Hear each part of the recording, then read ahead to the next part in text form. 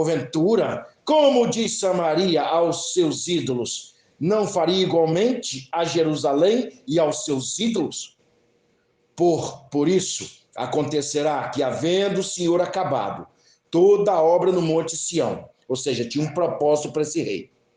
Olha, eu vou destruir eles na sua frente, vocês podem ter certeza. No caso de Samaria, Deus usou o rei da Síria para castigar e devastar a cidade. Vocês estão me servindo. Ezequias hoje, pastor, seria um pastor fiel a Deus. Ele diz o seguinte: aqui eu não quero idolatria. Meu pai transformou esse lugar num centro de macumba, pois eu vou arrancar todas essas imagens de escultura e vou tornar isso aqui uma igreja santificada, servindo a Deus. E Deus disse: muito bem, botou sua vida no altar, eu sou seu amigo. Então o que acontece, pastor? Voltando lá atrás, esse rei mandou um dos seus príncipes chamado Rabsaque, e ele diz assim: não engane vocês, Ezequias, dizendo que o Deus vai salvar você. Vai salvar como? E outra coisa, eu vou falar em linguagem judaica para vocês entenderem que nós temos aqui habilidade para falar na língua de vocês. Vocês não podem nada. Os deuses das outras nações eram igual Jeová. Nós quebramos a imagem deles e vamos invadir Jerusalém. Isso acabou, pastor. Agora é o seguinte, há uma outra coisa interessante aqui, pastor.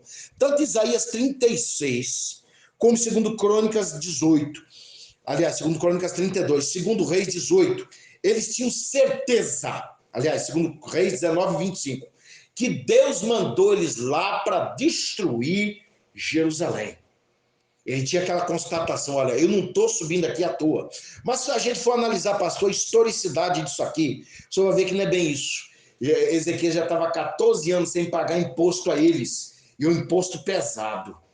Você pensa bem, pastor, toneladas de ouro e prata. E o homem não tem pena de deixar sua família com fome, desde que você pague o pesado imposto. Então, Senaqueribe hoje, gente, são pessoas materialistas, são pessoas que arrancam o couro da gente para beneficiar bandido. É o Estado que às vezes não perdoa nem a igreja. Entendeu? Então, gente, o que eu falo para vocês, nós temos que nos apegar a Deus para não sermos como Senaqueribe, que é uma pessoa guerreira, pastor. Acorda cedo todo dia, trabalha todo dia, mas, pastor, não tem nenhum temor a Deus. Deus da vida dele se chama Mamon, se chama dinheiro. Ele já pensava o seguinte: quando eu chegar lá naquela terra, vou botar os portões adentro e eu vou dar uma costa naquele rei. E outra coisa, eu vou fazer coisa. Gente, os assírios faziam coisa tão terrível, eles chegavam desde arrancar o couro da pessoa, a cabeça da pessoa, e não só isso, pastor, levar a pessoa cativo para a terra deles, e ficava lá. Eles tinham uma estratégia muito bem montada. Eles pensavam o seguinte: eu não vou deixar esse povo nessa terra. Por quê? Se eu deixar eles aí, eles vão montar uma turma contra mim, vão lutar contra mim. Então o que eu vou fazer? Vou levar eles para outra terra, vou espalhar todo mundo, ninguém conhece todo mundo, até eles montar um motim contra mim, eu tiro eles de lá de novo. Então, gente, era um homem muito estrategista. Se eu tenho ideia sobre isso, a cidade de Nínive era uma cidade fechada, era uma cidade de pessoas que comiam até carne dos outros. Eles eram um povo perverso, maligno, por isso que Jonas queria que Deus enviasse o castigo sobre eles. Agora é o seguinte, pastor, o juízo que Deus não operou no tempo de Jonas vai operar no tempo de Naum. E Isaías passa por isso. E ele está falando aqui sobre esse rei. É um rei perverso, um rei que tem convicções dele. Olha, eles pararam de pagar o tributo. O que é que eu vou fazer? Eu vou lá na terra deles, dizendo que Deus me mandou lá. É como se a irmã Cília está me devendo um valor, ela não quer me pagar. Eu falo: irmã, Deus me mandou aqui te cobrar.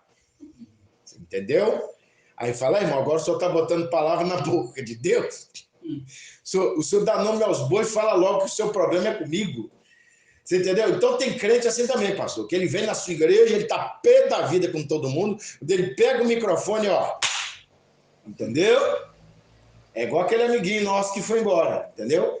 Ele cobrava de todo mundo e o pior de todos era ele, entendeu?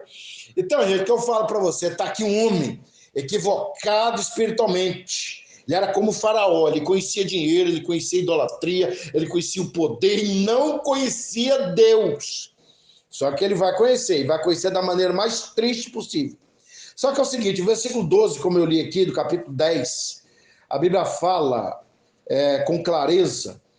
Por isso acontecerá que, havendo o Senhor acabado com toda a obra no monte Sião e em Jerusalém, então castigarei o fruto da arrogante grandeza do coração do rei da Síria e a pompa da altivez dos seus olhos. O que Deus está falando? O que você está passando aí é um treinamento.